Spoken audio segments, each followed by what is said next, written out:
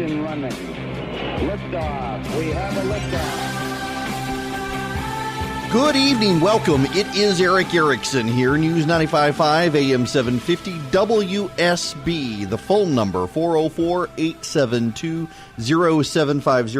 1-800-WSB Talk. If you haven't already, you are going to want to come to the Resurgent Gathering August 1st through the 4th here in Atlanta. It is only $99. We are about to really jack up the price because we have some big announcements that'll be coming. Right now, though, Governor Brian Kemp, Senator David Perdue, Senator Tom Cotton, Senator Tim Scott, Senator, which other senators do we have? I can't announce him yet. Congressman Doug Collins, Mark Meadows, Jody Heiss, they're all coming. Text Atlanta to 345-345 for the registration link. Again, the price is about to go up, so you can still get it for $99. Y'all, can you just, you heard the clip in the newscast of Georgia Right to Life urging people to cancel their Netflix over the fetal heartbeat legislation. This is really, really rich. One of the problems the conservative movement has these days is the grifter issue, where you got a lot of people out there who they're trying to make money off of conservatives, and they're really not contributing to the cause. We have two purportedly pro-life groups in Georgia. One is the Georgia Right to Life, and one is the Georgia Life Alliance. I helped start the Georgia Life Alliance in response to the lunacy of the Georgia Right to Life.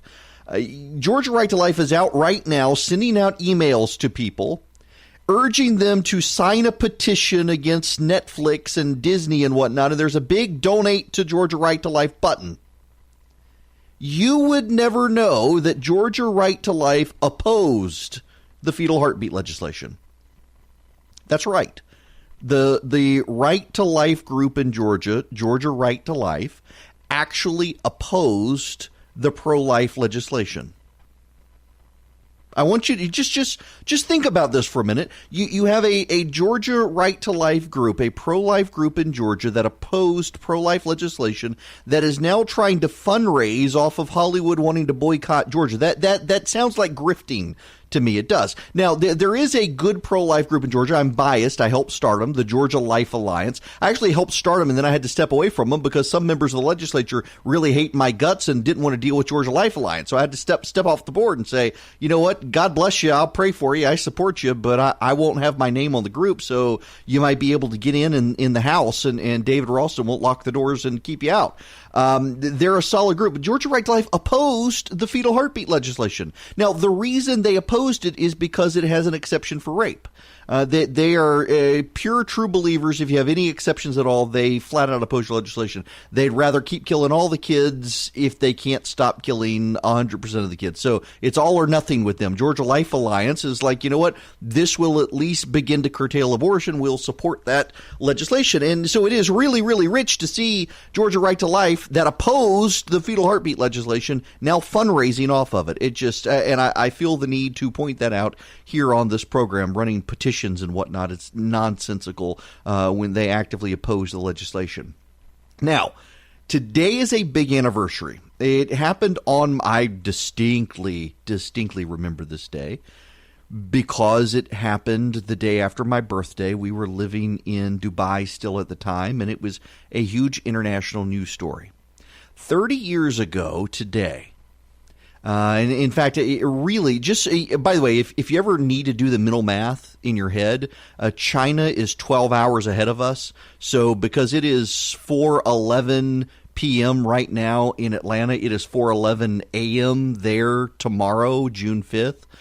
So it was the story was happening here on my birthday, June 3rd, when it was actually June. It took me forever to figure out why everybody said it was June 4th when I remembered it being on my birthday. Well, the reason is because it happened in China. We're 12 hours ahead of us, and it happened on June 4th, where Chinese troops began gunning down dissident protesters in Tiananmen Square. And in fact, you can go to China today. I have friends who have done this, and you can tour Tiananmen Square. And you are required to go with an official government tour guide if you go tour Tiananmen Square. And when you bring up the massacre at Tiananmen, the tour guide will tell you that was Western government propaganda designed to harm Chinese morale, that the event never happened. They flat out deny that the event ever happened. We have a lot of people in this country, and the reason I bring this up here at the very beginning of this program today is because we have a ton of people in the United States of America who have become convinced that our government, our country, has become authoritarian or totalitarian. I'm sorry, I'm half Swedish. I can't speak today. Authoritarian or totalitarian. They can stand in the town square and say that because we are not. Because we still are the shining city on the hill. Because we are a light in the world for people who live in totalitarian regimes. And I'm afraid that we, as we kind of turn our backs to the world and to our post-World War II obligations, we run the risk more and more of discouraging people from wanting democracy. But here we are now, 30 years after Tiananmen Square, where the Chinese are no longer looking at wanting to be a regional superpower. They're wanting to be a global superpower. And there is a night and day difference between the United States and China. And I fear we're in such unserious times now that people have just become discombobulated, disenchanted, disheartened with what we in the world stand for. And all you need do is look at the country that murdered its citizens in a square demanding democracy 30 years ago today, and know that if you go there now, 30 years later, they deny that it ever happened. The people who were there have been rounded up. Many of them disappeared, sometimes randomly now detained. The man, the infamous picture, I'll never forget that picture. I remember when it first came out. The man who stood in front of the tanks, holding his grocery bags, stood in front of the tanks. No one knows whatever happened to that person. But he is a martyr to history, if nothing else. And it is highly important, I think, in our times where we have Antifa on the march. You got white supremacists out there. Everyone wants to shut you up. You've got college campuses where socialism is on the rise. It is important to remember that our country does stand for something very good in this world, and we're actually in the minority in the world. Most countries do not share our values. And if you don't believe me, go to those countries and start mouthing off and see what happens to you. It's really rich to hear Hollywood actors downplay the United States and badmouth the United States and play up totalitarian regimes like Venezuela and the like. And if they were a citizen of that country saying that about those countries, they would be disappeared. And they're not here because we are a free country. It is worth remembering that. Now, there is, related to this, a growing obsession among our media elite that this country needs to be more like China. And they talk about efficiencies and whatnot when they do that. The Chinese willingness to invest in infrastructure and stuff. If you talk to anyone who goes to China, the reality is a lot of their infrastructure, it is very overbuilt. It is also not very good. It falls apart. It's very much like if you go to Dubai. I grew up in Dubai. Things in Dubai are very ephemeral. They come and go. Many of the buildings in Dubai are empty. You would never know that. They keep the lights on. They make it look like somebody's home, and they're not. They're empty buildings. They have not been able to sustain all of the building in Dubai. Now, some of it is coming back. Some of it is bouncing back, but there's still a lot of it is empty and crumbling. The build quality is not great there. Same in China. And yet on and on we go. It's also very rich, I think, to see companies like Apple, Disney, Netflix, whatnot. They badmouth a state like Georgia for passing pro-life legislation. They don't like conservatives. They are very, very into Pride Month right now and gay rights, and yet they're perfectly willing to deal with China that rounds up and interns Muslim citizens, that tears down churches, that persecutes people because of their sexual orientation, or for that matter, Iran, Saudi Arabia, the like. Disney, for God's sakes, is thinking of building a theme park in Saudi Arabia. I bet they won't have any homosexual employees there, but they'll still badmouth Georgia. It is a silly, silly thing, a very silly hypocrisy on these countries' part. And I raised this today. Some of you are probably thinking, well, this really isn't news, is it? But it is, because we as a people tend to forget these things. The United States government today released a statement on Tiananmen Square, and that the Chinese have never fully addressed what happened. The Chinese have never compensated the victims or addressed what happened to many of the people who were disappeared, not just killed, but disappeared. A lot of people disappeared. They're presumed dead, but no one ever knows. China pretends those people never existed. The Chinese response today was to issue an advisory warning to Chinese citizens that due to random shootings in America, they should be cautious about traveling to the United States.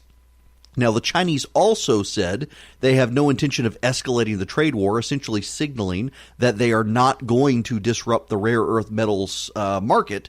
But again, it's just at a time where people are at each other's throat in this country, and a lot of people yell hysterically that we are some sort of authoritarian or totalitarian regime. We very much need to remember, one, we are not, and two, more importantly, China is. There is not a lot that we should be learning from or implementing from China because the Chinese government is a command and control communist society. One of the things that I'm afraid we're going to see, a number of my friends in the adoption community are deeply worried about it, is that the Chinese will restrict adoptions into the United States, as Russia has begun doing. It's not a good situation. And I would encourage you all today to, if you have children with you, tell them about what happened in Tiananmen. Tell them about the Chinese. Tell them, remind them the Chinese really aren't good people. Now, when we come back, we have lots of other news of the day to get to, including David Platt and his prayer with the president somehow becoming controversial. Cory Booker, had his minister laid hands on him and blessed him and worshiped him in the announcement of his running for president. That was not controversial to the press, but David Platt praying for the president, my goodness. And what about the president's kids going to Buckingham Palace? Y'all, I am more and more concerned with internet security and privacy online, and you may think nobody wants your data or hackers can't grab your passwords or your credit card details, but you're wrong. It's increasingly common, particularly when you're in a coffee shop or whatnot, and you've got hackers in there sharing the public Wi-Fi. It's not a good thing, and that's why you need to consider using something like ExpressVPN. ExpressVPN secures and makes anonymous your internet browsing by encrypting your data, hiding your public IP address. It has easy-to-use apps that run seamlessly in the background of your computer, your phone, your tablet, and turning on ExpressVPN protection only takes one click. For less than $7 a month, you can get the same ExpressVPN protection that I and others have on our computers. You can use it too. Protect your online activity today. Find out how you can get 3 months free at expressvpn.com/Eric. That's expressvpn.com/Eric, ERICK, for 3 months free with a 1-year package. Go to expressvpn.com/Eric to learn more.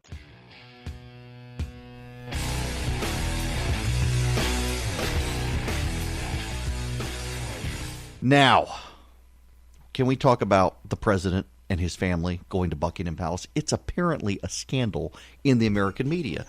I got to tell you, as a dad, if I was president of the United States and the Queen of England invited me to come to a state dinner at Windsor Castle or Buckingham Palace, you're darn right my kids are coming with me. We are making this a family affair. That is just so cool. I mean, it's so cool. Can you really blame the president for wanting all of his kids? Really, the only one who didn't go, I guess, was Barron. I don't know where Barron was. I guess you had to be 18 or older. I don't know.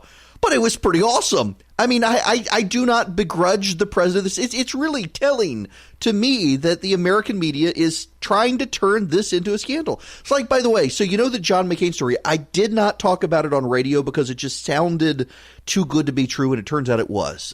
Yes, it is a fact now confirmed by the Defense Department that the White House Military Liaison Office reached out and asked them to move the USS John McCain so the president would not see it. It was not a request from the president. It was a low-level aide who was trying to preemptively avoid problems. The Defense Department said they would not. Well, the media says the John McCain name was covered up. There's a problem now. The Defense Department is confirming that, yes, the rear of the ship, the bow of the ship, that the name, the USS John McCain, was covered with a tarp. But it wasn't because they didn't want the president to see it. The other ships were covered as well because they were painting the ships and did not want to paint over the name of the ships or get spray paint or whatever paint they were using on the backs of the ships covering up the names. That's what it was. So this is another example of the media getting a tiny bit of the story right and then blowing it out of proportion and turning it into scandal. There was none. Like, there's no scandal with the president taking his kids to Buckingham Palace, nor is there about a pastor praying for the president.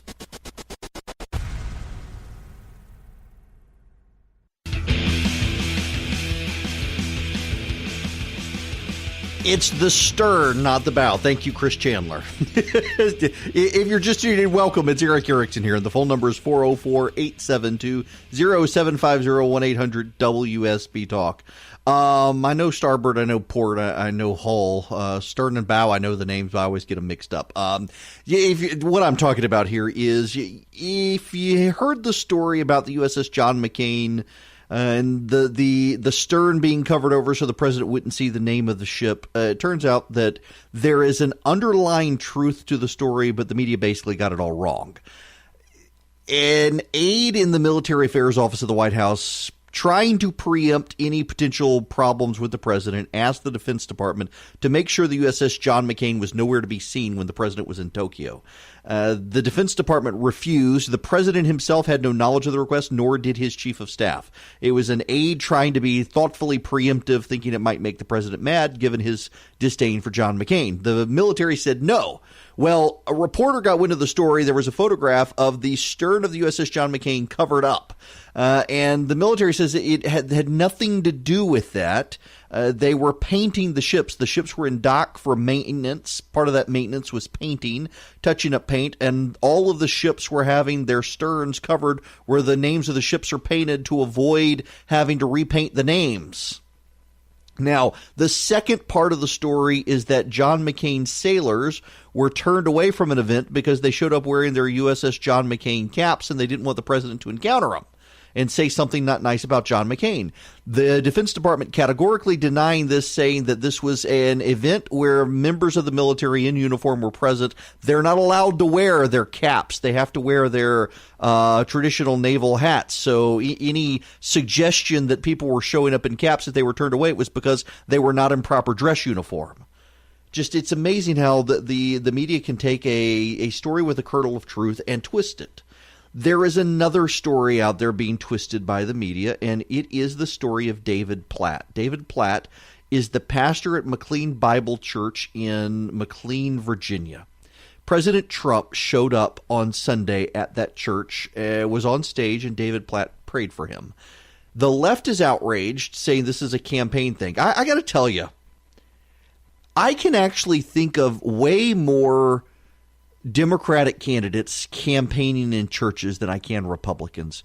It's never an outrage when Democrats go into churches and politic. I mean, look at the annual pilgrimages to Selma or to the Martin Luther King Jr. Center in Ebenezer Baptist Church. The Democrats go down there. They are explicitly partisan from churches, and the media says nothing. But a president shows up on stage in McLean, Virginia, at a Baptist church, says nothing, and the church is attacked for politicizing things. The pastor is attacked. Well, David Platt released a letter. And by the way, David Platt, yes, if his name sounds familiar, he's at a big church in Birmingham, moved up to McLean, Virginia, has written a number of books, very, very big into mission work.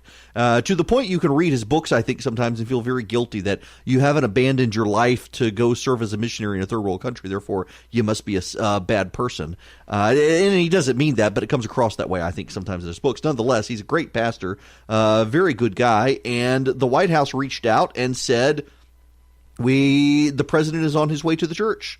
We are hoping you might pray for him. And Platt, of course, is not going to turn the president down and said yes. They did not allow the president to speak on stage. And Platt's prayer was actually a very good prayer for the president. And he sent out a letter to his congregation. And the congregation, some of the members of the congregation support the president. I know a number of people who actually don't support the president who go there, but I know a lot who do. And so it became an issue, and the pastor sought to explain to the congregation why he prayed for the president and the circumstances around it. Well, the media, the Voice of America, ABC News in Virginia, the Politico, I think the Washington Post, and one other outlet, all ran headlines. Pastor apologizes for praying for the president. He did no such thing. I mean, you can read David Platt's letter. I don't have to read it for you. I don't have to even tell you this. You can read his letter. He never apologizes. He never says, I'm sorry. All he does is say, I know some of you are concerned. Here's what happened. Now, this is David Platt praying for the president on stage. Blessing in that way upon his family. We pray that you would give them strength.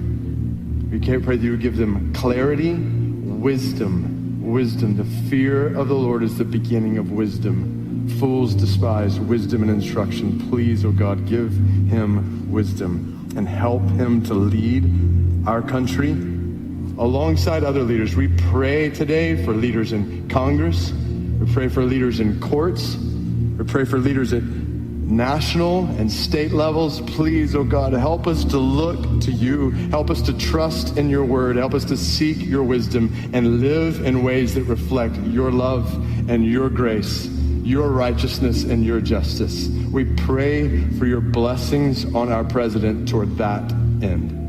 In Jesus' name we pray. Amen. There was a perfectly fine prayer. Scripture tells Christians to pray for their leaders.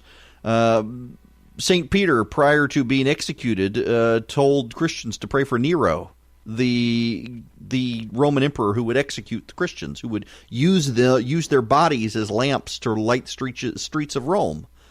This was not out of the ordinary. But let me read you the caption of the Reuters video of this prayer. U.S. President Donald Trump made a surprise visit to a Virginia megachurch during special day of prayer held by evangelicals for him on Sunday, where Minister David Platt led a prayer in his honor. Now, the McLean Bible Church, where David Platt is the pastor, did not hold a special day of prayer for the president or anyone else. It was a regular Sunday, and they were about to go into the Lord's Supper when he was advised that the president was on his way to the church and would be there in about 14 minutes. So they administered communion, held the congregation over, and the president appeared.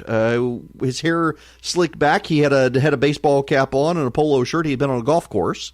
This is just silly, absolutely silly that the media would make such a big deal out of this, and to attack the church, and to claim that the pastor was apologizing. Y'all, I'm a big believer that there's real truth in the world, and I'm a big believer that the media needs to focus on the real truth. But there are so many out there who want to focus on narratives, and they would ignore the truth that doesn't fit the narrative, but also they'll twist the truth to fit the narrative. And I don't think that's the way journalism is done. I don't think that's the way reporting should be done. It is the way more and more of them do it, and I think that's a real problem. The biases in the media are really destroying the credibility of the media, and how they've covered this, I think, is a pretty big reflection of how those biases are destroying and consuming the media, frankly, a lot of it with hatred for the president. I don't know about you guys, but I am in the South, and it is hot, and we are sweaty, and I sweat. I do. And you got to be hydrated. Well, Liquid IV hydrates you 2 to 3 times faster and more efficiently than water alone.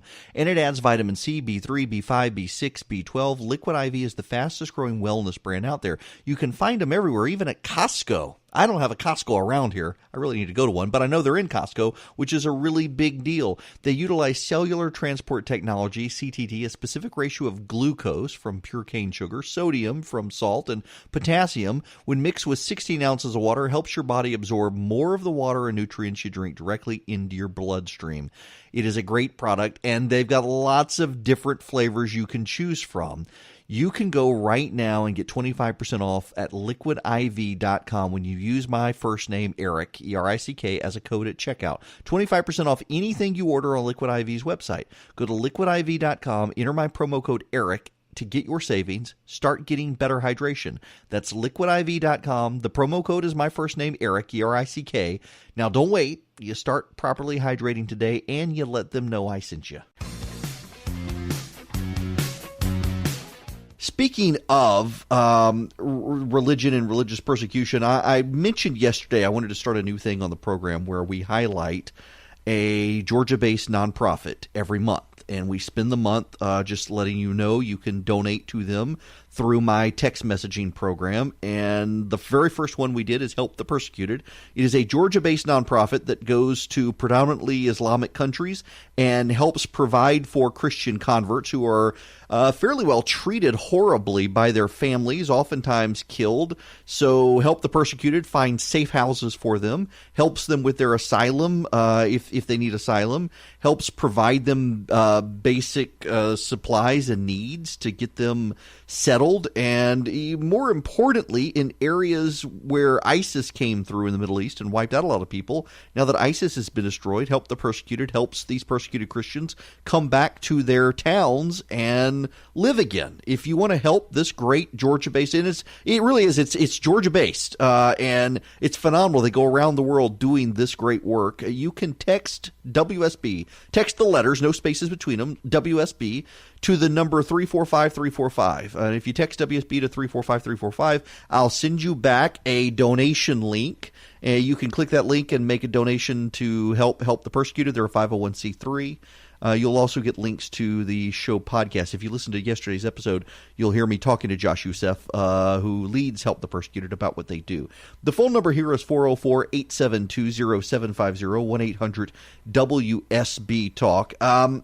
When we come back, we need to talk about the Democratic effort now that is official in Georgia to try to take back the Georgia House of Representatives.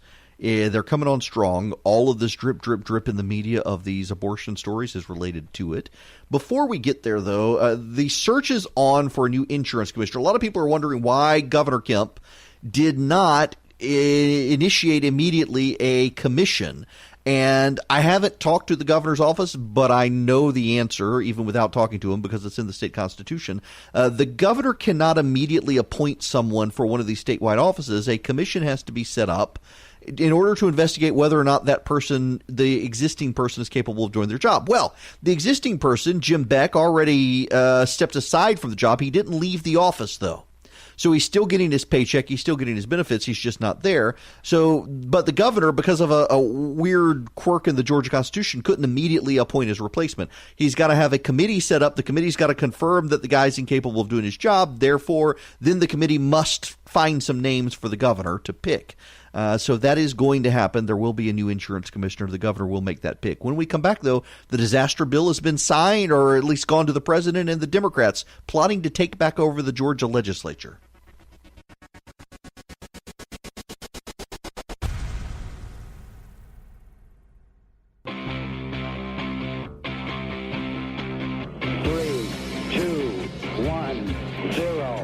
Engine running. Liftoff. We have a liftoff. Hello there. It is Eric Erickson here. News 95.5 AM 750 WSB.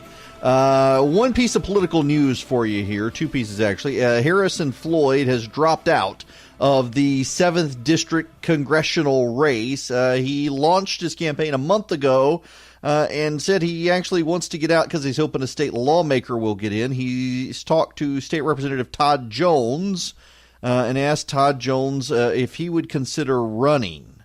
I don't really know Todd Jones, but I will tell you what I do know about Todd Jones. He's from Forsyth County, and he is not on the list, to my knowledge, of people who want David Ralston removed. So that bodes poorly in my sense. If you're running for Congress, you're running to clean up Washington, and you can't even take a position. Maybe he has. I don't know.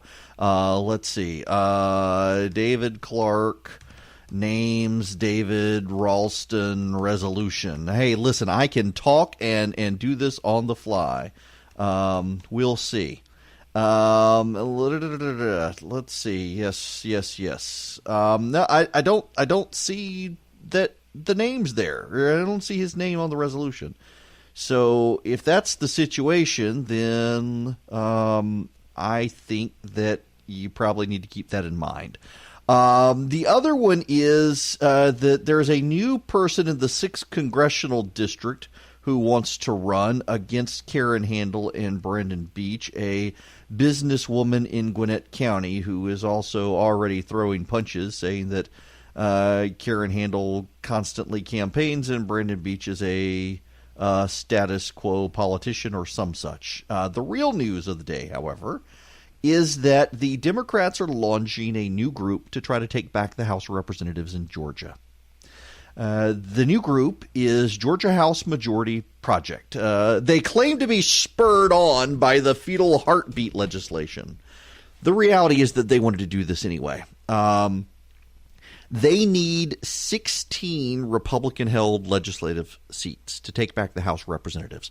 Just to give you the lay of the land here, the House of Representatives, it's 105 to 75 in the House. There are 15 seats where the Republicans won by less than 55%, including Ed Setzler's seat. Ed Setzler is from Ackworth. He is the author of the fetal heartbeat legislation, and the Democrats are making him prime target. They need a scalp so that Republicans will think twice about social conservative legislation, so they need to take out Ed Setzler to make that happen. That's what they're doing. Now, they're not pushing as aggressively for the state Senate, but they really want to take back the state House.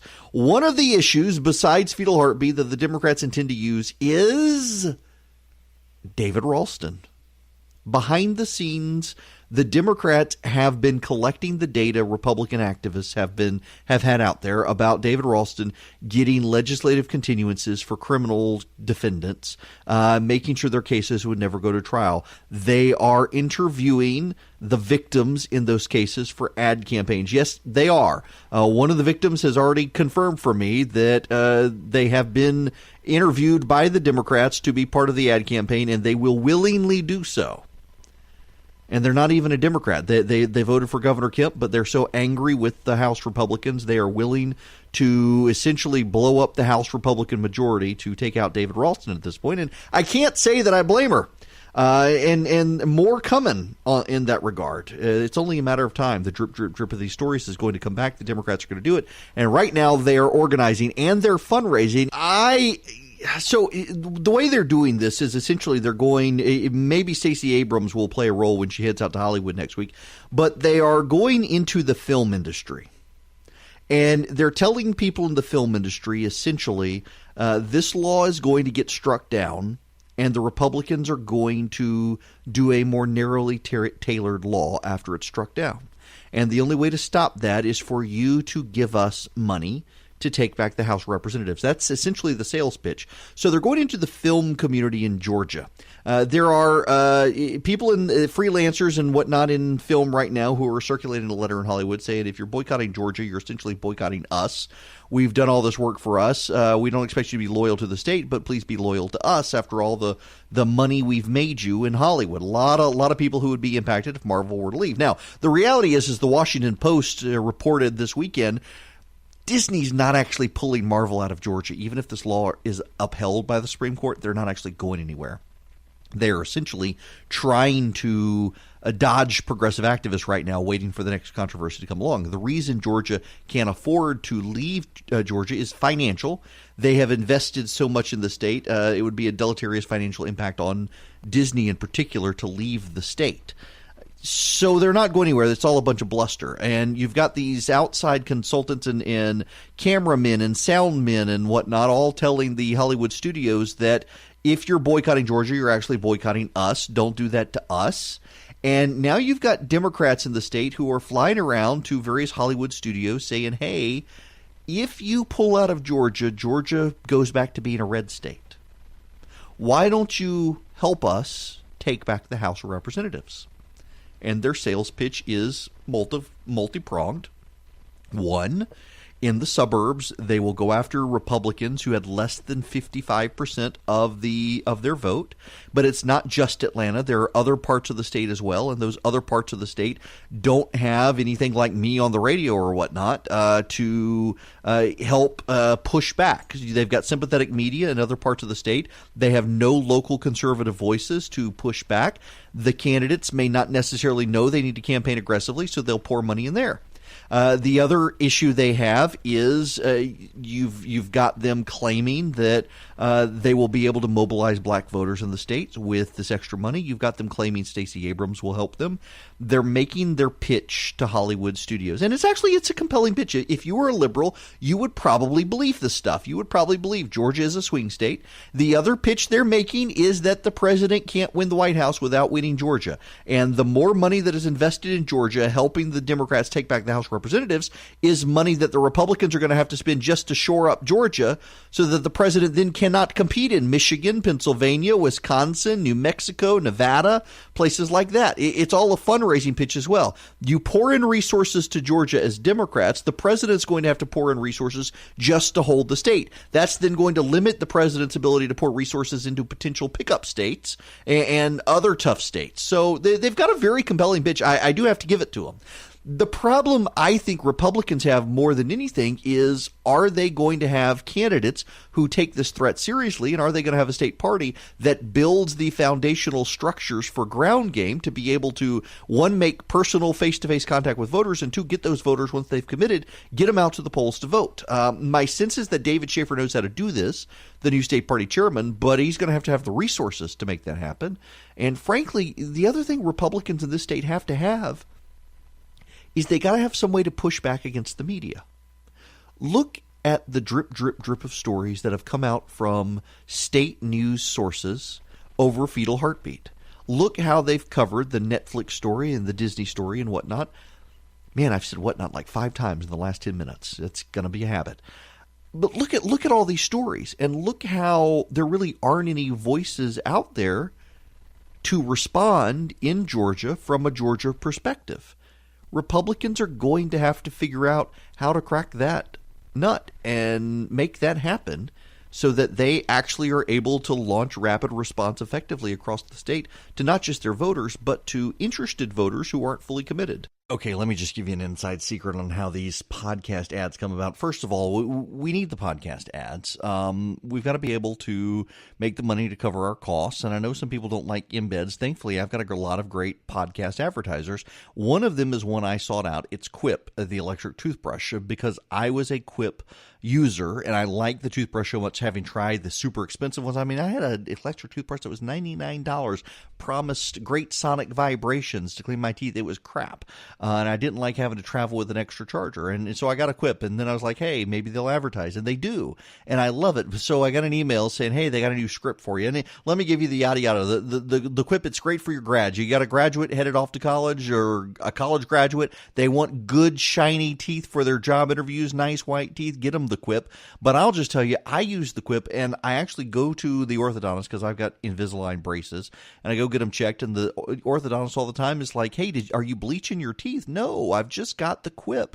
It does such a good job. More than 1 million people are happy with their Quip. I am one of them, and I have been. It's only $25 if you go to getquip.com/Eric right now. You get your first brush head refill pack for free. Thereafter, every 3 months for $5, you get a new brush head. That's your first brush head refill pack for free at getquip.com/Eric.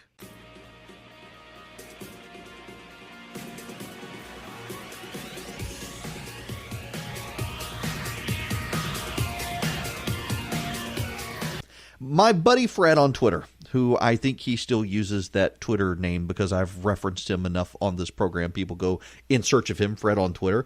He pointed out to me in a direct message on Twitter, and I think he's right. One of the things that is deeply frustrating is that the media is playing up the drip, drip, drip of these Hollywood studios leaving Georgia. They're exaggerating the story because most everyone in the business community in the Hollywood industry knows that it's not going to happen. Most everyone at these film studios expect the law to be held unconstitutional. And in fact, one of the reasons that they've been so straightforward in saying they're going to leave is because they know they can say that, placate the left, and not have to deal with the ramifications because the law is going to be thrown out. But contrast the media's coverage of these Hollywood studios saying this stuff to the lack of coverage of Stacey Abrams' legal troubles with the State Ethics Commission, with the past issues with voter registration for her voter registration group. We don't hear any of those stories. It is enough to make conservatives suggest that maybe, in fact, there is some sort of bias out there in the media. Another great one that I think needs to be considered is a thread from Tim Carney. Tim Carney is a conservative writer at the Washington Examiner. Tim Carney has been in the media for a very long time. He worked for the great Robert Novak back in the day. He worked for the, Human Events. And Tim Carney has put up a thread on social media pointing out how many people on social media who are reporters have revealed themselves to be highly liberal. And in so being highly liberal, they have exposed themselves and exposed their biases to the world. And to some degree that's helpful, but one of the downsides of it as well is that it's very clear the media is in a bubble, and being in a bubble, the media is not really giving you the full side of the story.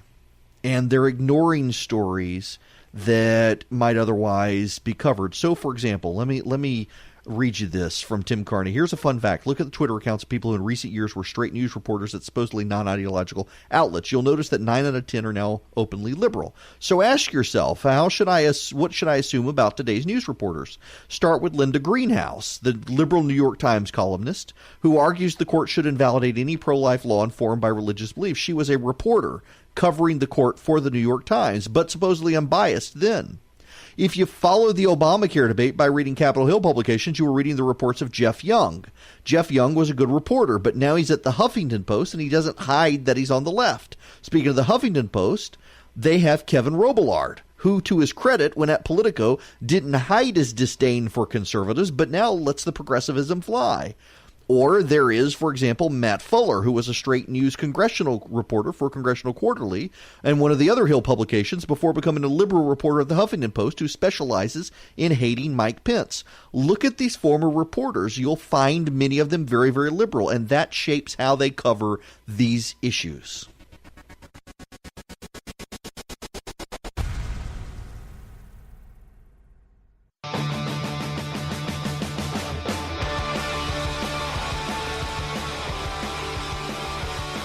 BBC Home Service. Here is a special bulletin read by John Snag. D-Day has come. Early this morning, the Allies began the assault on the northwestern face of Hitler's European fortress. The first official news came just after 9:30, when Supreme Headquarters of the Allied Expeditionary Force, usually called SHAFE from its initials, issued Communique Number 1. This said, under the command of General Eisenhower, Allied naval forces, supported by strong air forces, began landing Allied armies this morning on the northern coast of France. It was announced a little later that General Montgomery is in command of the army group carrying out the assault. This army group includes British, Canadian, and United States forces. The Allied Commander-in-Chief, General Eisenhower, has issued an order of the day addressed to each individual of the Allied Expeditionary Force. In it, he said, "Your task will not be an easy one. Your enemy is well-trained, well-equipped, and battle-hardened. He will fight savagely. But this is the year 1944. The tide has turned. The free men of the world are marching together to victory. I have full confidence in your courage, devotion to duty, and skill in battle. We will accept nothing less than full victory. Good luck, and let us all beseech the blessing of Almighty God upon this great and noble undertaking." That was the voice of John Snag of the BBC, the first announcer to announce that the invasion of D-Day happened 75 years ago this week. I get emotional talking about D-Day. Because I when you appreciate what those men, many of them in their late teens, were doing, storming well-fortified beaches in northern France, knowing that if they did not, the war effort would be lost. They had to do it. They had to storm the beaches. The miracles that piled up as well, frankly. Listen to some of this from President Ronald Reagan, who gave a very famous speech on June 6th, 1984. The official anniversary of D-Day is June 6th.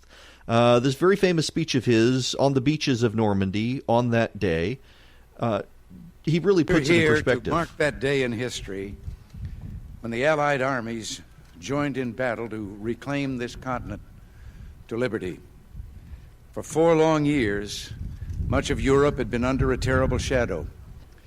Free nations had fallen. Jews cried out in the camps. Millions cried out for liberation. Europe was enslaved and the world prayed for its rescue. Here in Normandy, the rescue began. Here the Allies stood and fought against tyranny in a giant undertaking unparalleled in human history. We stand on a lonely, windswept point on the northern shore of France. The air is soft, but 40 years ago at this moment, the air was dense with smoke and the cries of men, and the air was filled with the crack of rifle fire and the roar of cannon. At dawn on the morning of the 6th of June, 1944, 225 Rangers jumped off the British landing craft and ran to the bottom of these cliffs. Their mission was one of the most difficult and daring of the invasion, to climb these sheer and desolate cliffs and take out the enemy guns. The Allies had been told that some of the mightiest of these guns were here, and they would be trained on the beaches to stop the Allied advance. The Rangers looked up and saw the enemy soldiers at the edge of the cliffs shooting down at them with machine guns and throwing grenades, and the American Rangers began to climb. They shot rope ladders over the face of these cliffs and began to pull themselves up.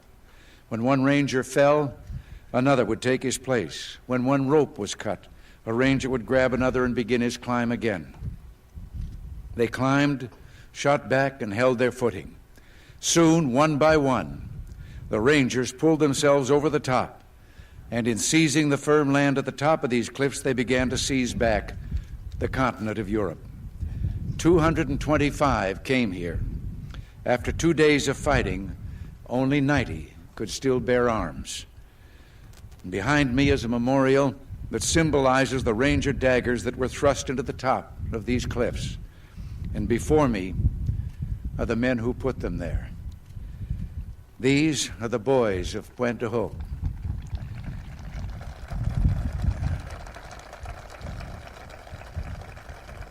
These are the men who took the cliffs. Just one of the great speeches any president has ever given is that speech. I encourage you to listen to the whole thing. Ronald Reagan's Normandy speech. You can find it online. It is a total of 14 minutes long, and it's a tremendous speech. It's bittersweet to talk about D-Day 75 years ago, because many of the men, if not all of them, well, I shouldn't say all of them, but most of them, the overwhelming majority of them, are no longer here. They didn't give their lives on the beaches over time. They aged and are now dying at a tremendous clip. We are not very many more years removed before the last World War II veteran has died. We are only a few years removed from the last World War I veteran dying. And we commit their memories to history. We as a people, if you're born after World War II, even the Vietnam generation, but particularly those my age, Gen X, millennials, Gen Z, I guess they call the next generation, have no living memory of a world at war like that, where ordinary people were compelled to do extraordinary things. The closest we may have is 9/11, where ordinary men were forced to storm into buildings on the verge of collapse to try to get as many people out as possible. People on airplanes standing up to take back airplanes from captors, knowing what their fate would be if they did not. We don't often encounter these sorts of people, but they're there. We don't oftentimes have moments in history that ordinary men are called to be heroes. And yet here they were 75 years ago on Thursday. 18, 19, 20-year-old boys storming beaches to kill Nazis, to liberate an entire continent. And they did it. They did it because they had to do it. They did it not because they wanted to do it. They didn't do it thinking that they may not win. They did it and they knew they had to do it. They had to win. And so they did. And we should absolutely stop and honor and bear witness to what they did 75 years ago. The President of the United States has gone to Europe. He will be there to mark this momentous occasion with leaders from around the world, including from our old enemies, including from Germany, because the world called upon the free peoples of the world to stand tall for freedom, and they did. And I do sometimes worry, would we do it again? I do sometimes worry when you look at the world, the infatuation with China and other totalitarian regimes, the rhetoric in this country that we are not a good country when in fact we are. Would we do it? My suspicion is that yes, we would. When called to confront the horrors of evil, we would stand tall and we would fight back and we would win. I hope we would win. And perhaps that day is coming, but it's not here now. And so many of us forget that it was here once. And we should all remember that 75 years ago this week, the young men of this country, of Great Britain, of France, of Canada, and many of the free people of the world stormed beaches to begin the liberation of an entire continent from evil.